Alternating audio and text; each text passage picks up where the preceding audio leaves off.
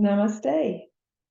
Namaste. Welcome to this short practice. And this time, for our practice, we're going to be doing side plank variations. So if you are a beginner to side plank, or if you are still working on building your strength, go back and search for the beginner's variation of this video, because today it is all about strong side planks. So I'm just going to give you a few different variations to work with, and then there'll be another video with some more advancing variations to work with as well. So for side plank, I really like to come into a proper side plank from something like downward dog or hands and knees. So just making sure that you've got your arms in a really supported position. So fingers are spreading and you don't want your hands too wide apart. I'm going to start from downward facing dog.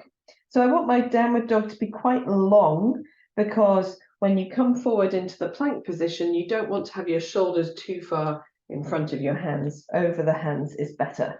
So you can practice just coming forwards and backwards a couple of times, firming the belly and the buttocks, making sure that when you come forward, your shoulders are right over your hands in a way that feels good. And we're going to start with the feet a little bit apart, so that as we come forward into plank pose, we're going to come onto the left arm first, drop the heels to the left and lift the right arm up. So this was I think the variation that we got to on the beginners video. So here we're focused on lifting the underneath of the body away from the floor, but we've got both feet on the floor, one in front of the other. It's quite a nice variation. We can come back through plank in the middle and then drop the heels to the right, take the weight onto the right arm, lift the left arm up. Really think about reaching the arms apart from each other, keeping that lift underneath the body. And then we can come back to plank pose and take a little rest in downward facing dog. And this is, I know downward facing dog isn't necessarily a rest for everyone, but it is definitely more restful than plank. You've got more of the body in support. So just taking a moment, particularly to stretch out that space underneath the arms, to lift in the belly muscles, lengthen the legs. And then we'll come forward to doing side plank again. This time again, we're going to have the feet quite far apart, drop the heels to the left. We're going to bend the right knee and place the right foot on the floor. So we're pressing down into the right foot. We can still get that lift in the hips, pressing into the outside of the left leg and reaching the top arm up. And again, you can hang out here for as long as you like. A couple of deep breaths is good to start. Coming back through plank pose, doing the same thing on the other side. Heels drop to the right, bending the left knee, placing the left foot on the floor, pressing into the outside of the right leg, reaching the left arm up. Keeping the hips lifted, using that top leg for support, feels very different across the hips. And when you've held it for a couple of deep breaths, coming back through plank into downward facing dog. And just taking a moment, hanging out in your down dog, wriggling anything that needs wriggling. It's quite nice to turn the head from side to side, paddle through the legs.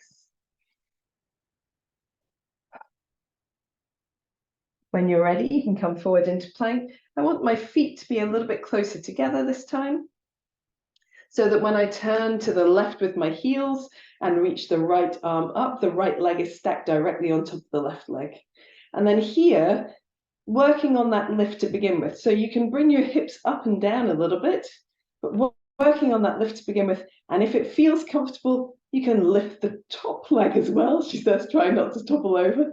Really lifting the top leg, lifting that top arm, and then coming back through plank pose and working to the opposite side. So stacking the feet one on top of the other, lifting in the hips, lifting that top arm, and then it is quite the balancing act, really firm in the belly and the butt, lifting that top leg as well. Very good. And then releasing back through plank and into downward facing dog. And then taking a child's pose. Nice wide knees, reaching the arms forward and the hips backwards, maybe turning the palms upwards. Taking a few slow, steady breaths. You may notice that your heart rate is greatly increased or slightly increased, and your breath rate the same. So taking here as many slow, steady breaths as you need to bring yourself back into a place of balance and release. So try these few variations of side plank as your next foray into the advancing poses.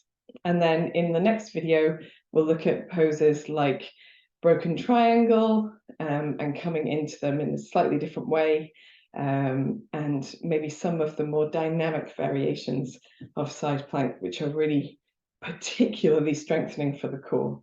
But remember, with any increasingly challenging practice, go slowly. Make sure that you're not creating tension that you can't release at the end of your practice.